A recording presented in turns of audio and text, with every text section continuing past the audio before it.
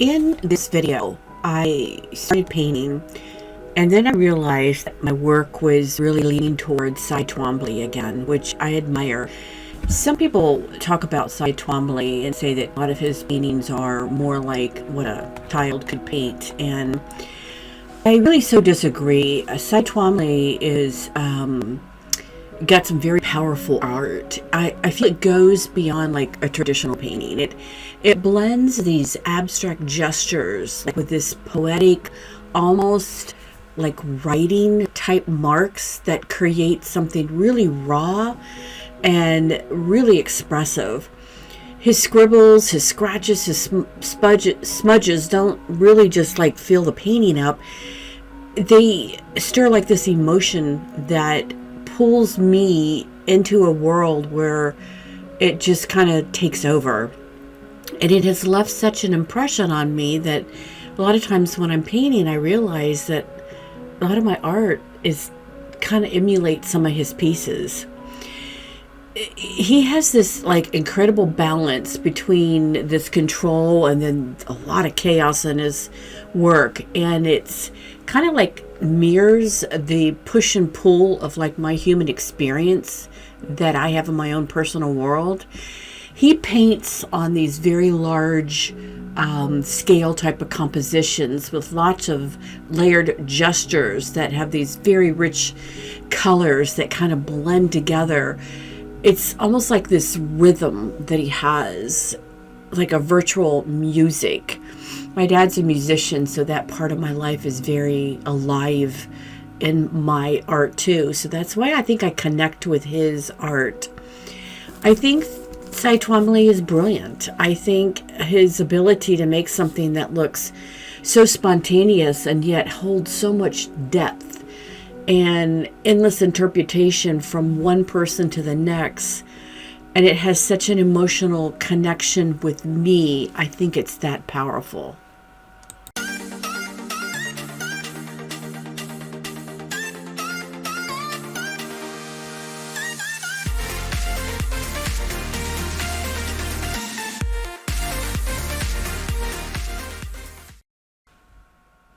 So I'm going to be creating 3 paintings today, and if you watched my last week's video, you'll know that I struggled with the flowers, and then they ended up being something I really liked because in the end I added some gold pin to it.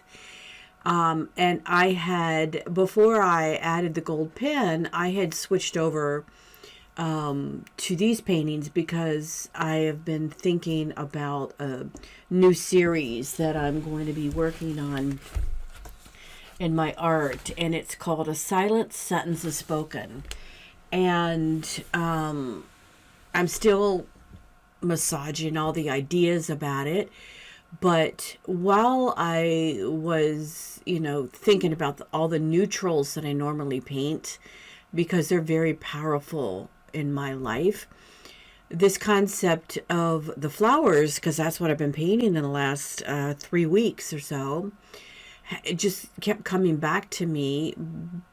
But it's like I almost needed even more abstract and more in the depth of rather than just painting flowers on the paper. I needed it to be, I guess the word is, the whole painting to be more abstract.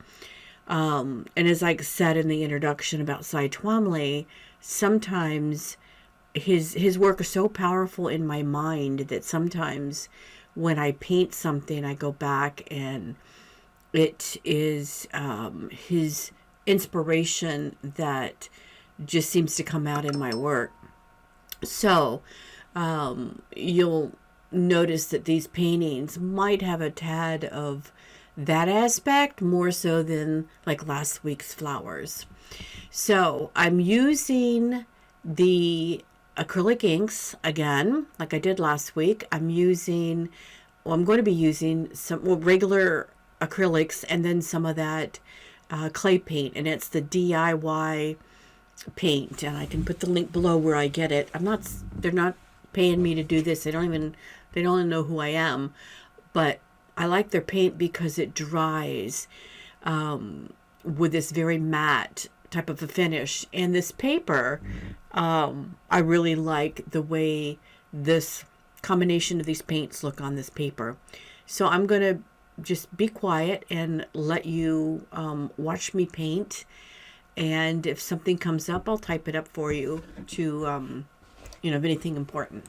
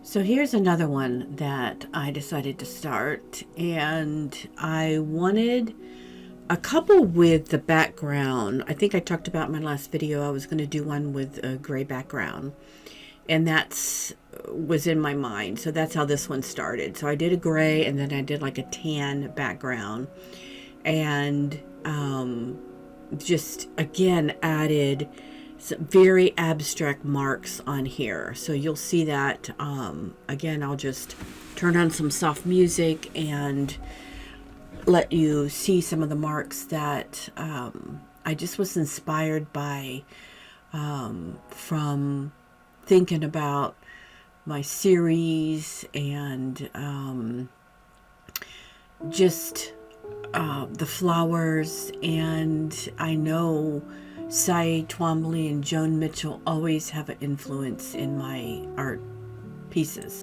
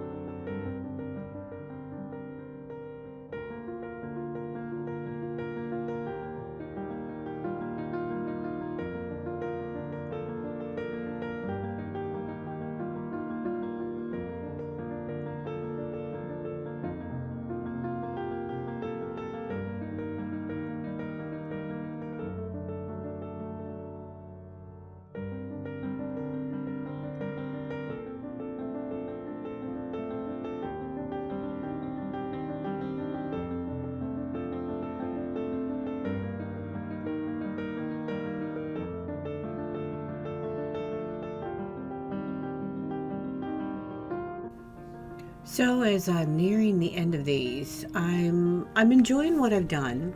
I like the fact that they are loose and still have like the quality of flowers.